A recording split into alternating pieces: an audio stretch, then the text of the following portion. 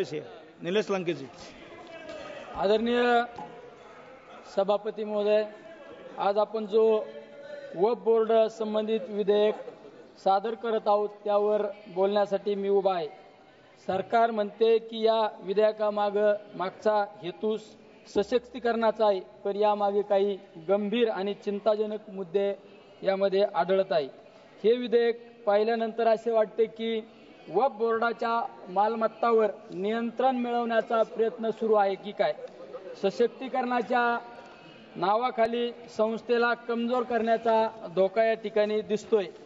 सभापती महोदय, आपण सत्तेत आलो तेव्हा छत्रपती शिवराय महाराजांचे नाव घेतले, पण सत्ता मिळाल्यानंतर त्यांच्या विचारांना सोडून चाललो आहोत, हे दुर्दैव आहे। शिवराय हे तलवार चालवणारे फक्त योद्धे नव्हते, ते सर्व धर्मांना समान वागणूक देणारे, लोकशाही मूल्य जपणारे राजे होते। त्यांनी समाज, धर्म, पंथ, जात, भाषा न पाहता सगळ्यांना सोबत घेतलं। त्यांनी माणूस पाहिला आणि माणुसकीला जागवला। म्हणून मला आठवती ही लहानशी कविता, शिवरायांचा विचार, सर्व धर्मांना मान दिला, प्रत्येकाला सन्मान दिला, सर्व धर्मांना मान दिला, प्रत्येकाला सन्मान दिला, जातीपातीचा नको भेद, साऱ्यांना दिला एकच वेद, जातीपातीचा नको भेद, साऱ्यांना दिला एकच वेद, न्याय करूया धैर्य अपार, असाच होता शिवरायांचा विचार, न्याय करूया धैर्य अपार, असाच होता शिवरायांचा विचार। सभापती महोदय, या विधेयकात असं म्हटलं जातं की वक्फ बोर्ड सशक्त करायचं आहे, पण प्रत्यक्षात त्यांचे अधिकार सरकारकडे हस्तांतरित होत आहे। देशभरात वक्फ बोर्डाकडे सुमारे 9.4 लाख एकर जमीन आहे, त्याची अंदाजे किंमत 1.2 लाख कोटी रुपये आहे। प्रश्न इतकाच आहे, हे वक्फ बोर्डाचं सशक्तीकरण आहे की त्यावर ताबा मिळवण्याचा डाव। अध्यक्ष महोदय, मी या निमित्ताने काही ठोस मुद्दे मी आपणासमोर मांडत आहोत।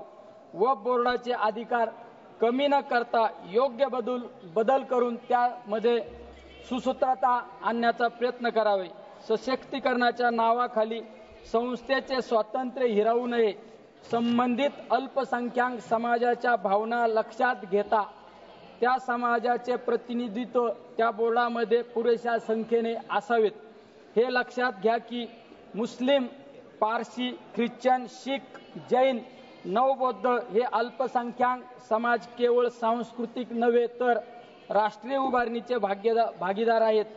सायरस पुनावाला पारसी समाजाचे ज्यावेळेस कोविडची महामारी आली त्यावेळेस त्यांनी कोविडची लस बनवून हजारो लोकांचे जीव वाचवण्याचा प्रयत्न केला।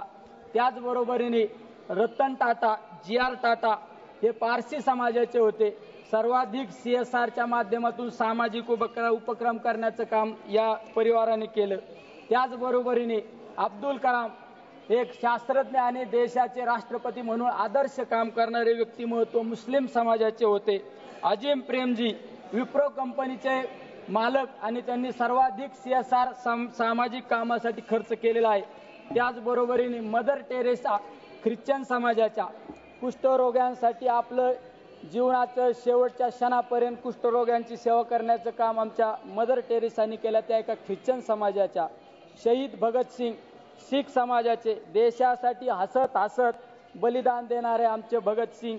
आचार्य आनंद ऋषीजी महाराज यांच्या नावाने आमच्या जैन समाजाने आनंद ऋषीजी हॉस्पिटलच्या माध्यमातून अनेकांना जीवनदान देण्याचं काम त्या ठिकाणी केलं जात असतं। वक्फ बोर्डाच्या अध्यक्षाची पूर्वी लोकशाही पद्धतीने निवड होत होती, आता सरकार थेट नेमणूक करणार आहे। ही बाब संविधानाच्या विरोधात आहे। अध्यक्ष महोदय, वक्फ बोर्डावरील निर्णय आधी बोर्ड घेत असे, आता तो निर्णय एक सरकारी अधिकारी घेणार, याचा अर्थ सरकारचा हस्तक्षेप यामुळे वाढेल। जर वक्फ बोर्डवर 12 वर्षे अतिक्रमण झाले आणि वक्फ बोर्डाने काही कारवाई केली नाही तर ती प्रॉपर्टी अतिक्रमण करणाऱ्याची होणार। ही तरतूद म्हणजे अतिक्रमण करणाऱ्याला कवचच एका बाजूने देत आहोत आपण। अध्यक्ष महोदय, आर्थिक व्यवहारावर पूर्वी राज्य सरकारचे ऑडिट होत असे, आता ते अधिकार कॅगकडे देऊन थेट त्रास देण्याचा धोका निर्माण होत आहे यामध्ये। अध्यक्ष महोदय, हाजी अली ट्रस्ट किंवा बिहारमधील बोधगया ट्रस्ट अशा संस्थांवरही हस्तक्षेप झालाय. उद्या हेच इतर समाजाच्या सोबतही घडू शकते. अध्यक्ष महोदय, सभापती महोदय, आपले संविधान धर्मनिरपेक्ष आहे. संविधानातील हे मूल्य फक्त पुस्तकापुरतं न ठेवता कृतीत उतरवणे आवश्यक आहे. जर आज वक्फ बोर्डाच्या संस्थांवर सरकारचा ताबा असेल तर उद्या इतर समाजाच्या संस्थांवरही तेच होईल. ही लोकशाहीला छेद देणारी प्रक्रिया आहे. भारत ही विविधतेत एकता जपणारी संस्कृती आहे. मंदिरात घंटा आणि मस्जिदेत अजान एकाच शेजारी ऐकायला मिळते. हेच भारत आहे आणि हेच आपल्याला जपायचे आहे. आज जर आपण गप्प बसलो तर उद्या एक एक संस्था, एक एक आवाज, एक एक विचार संस्थात्मक मार्गाने संपवले जातील. अध्यक्ष महोदय, एका कवीच्या ओळी मी आपणासमोर मांडतो. स्वतःसाठी नको सर्वांसाठी लढा, हा विचार आहे शिवरायांचा धडा.